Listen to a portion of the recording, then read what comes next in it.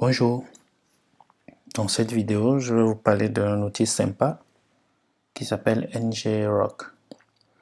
Alors qu'est-ce qu'il permet de faire cet outil? Ça vous permet d'exposer vos liens localhost, voilà, de façon publique, pour ainsi dire. Donc le use case simple, c'est vous êtes en train de développer une application et vous l'avez sur votre machine, vous voulez tester ça sur votre téléphone. Voilà, ouais. Ça, c'est le use case le plus simple. Donc, au lieu de chercher à héberger votre application, puis trouver une IP publique partagée, lui associer un autre domaine éventuellement, vous pouvez juste depuis votre machine lancer votre application et avec ngrok avoir une URL publique que n'importe qui dans le monde peut tester. Donc typiquement ce qu'il fait, il crée un tunnel vers un serveur US, des choses comme ça. Et depuis ce tunnel, il permet d'accéder à votre application. Pour l'installation, c'est simple. Voilà, ça c'est sur Mac. Téléchargez des IP, vous le mettez dans votre répertoire de binaire et c'est bon. Pour exposer par exemple une application HTTP qui tourne sur le port 80, vous lancez la commande ngrok HTTP 80. Alors il expose aussi du TCP, donc vous pouvez typiquement exposer du SSH, les ports SSH, des choses comme ça, ou n'importe quoi qui n'est pas du HTTP. Vous voyez, ça c'est du HTTP, voilà, ça c'est du TCP. Ok, allez, c'est parti.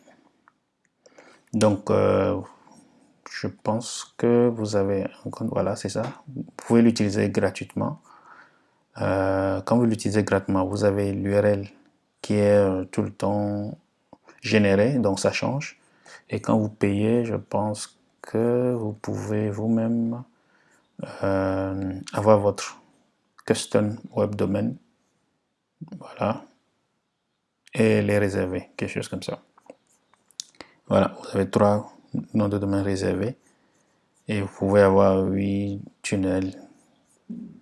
Bon, voilà, pour ceux qui veulent aller pro. Sinon, version gratuite, on a quoi? Du HTTP, on a du TCP. On peut lancer qu'un seul process ngrok. On peut avoir que 40 connexions par minute. Et l'URL change tout le temps. Donc, après l'avoir installé, je vais démarrer une application.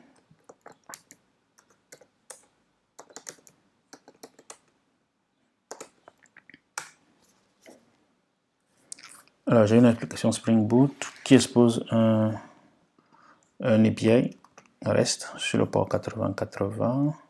Voilà, ça s'appelle Hello. C'est 8088 plutôt. Et ce Hello envoie un JSON Hello World. Donc, pour exposer cette application de façon publique, ngrok, je ferai HTTP et je mettrai 8088. Voilà, un tunnel créé aux États-Unis et j'ai des URL HTTPS et HTTP. Donc, qui redirigent tous vers mon service en local. Donc, quand je fais ça, je fais hello. Voilà. J'ai mon application et quand je fais la version HTTPS,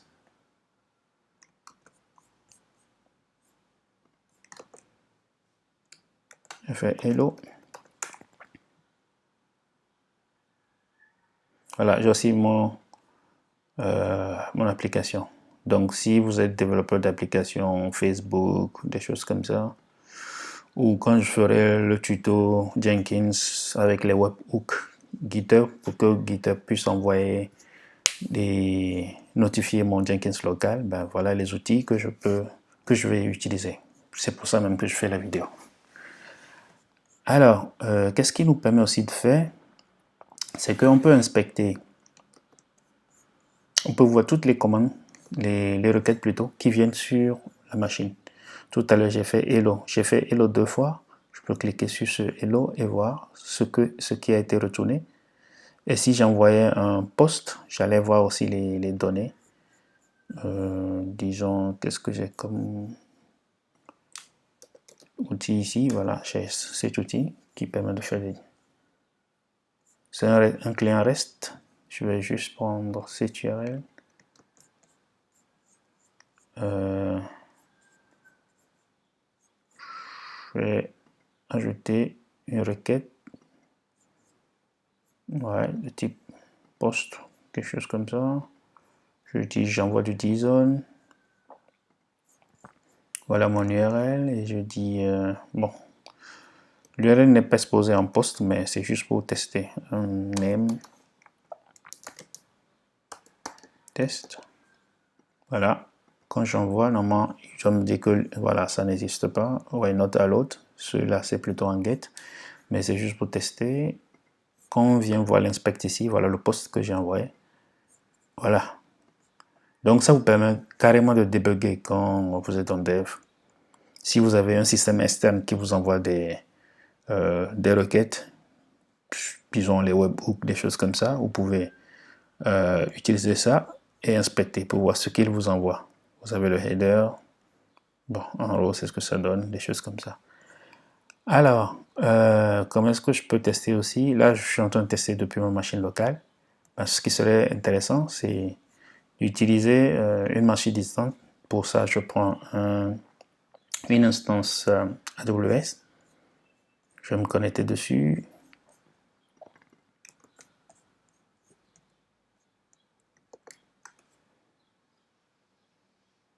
Voilà. Donc là, je suis plus sur ma machine locale. Et je vais faire... Bon, d'ailleurs, je vais déjà effacer l'inspection ici. OK. Donc, je vais juste faire ça. Curl. Voilà, hello. Vous voyez, je suis sur la machine AWS.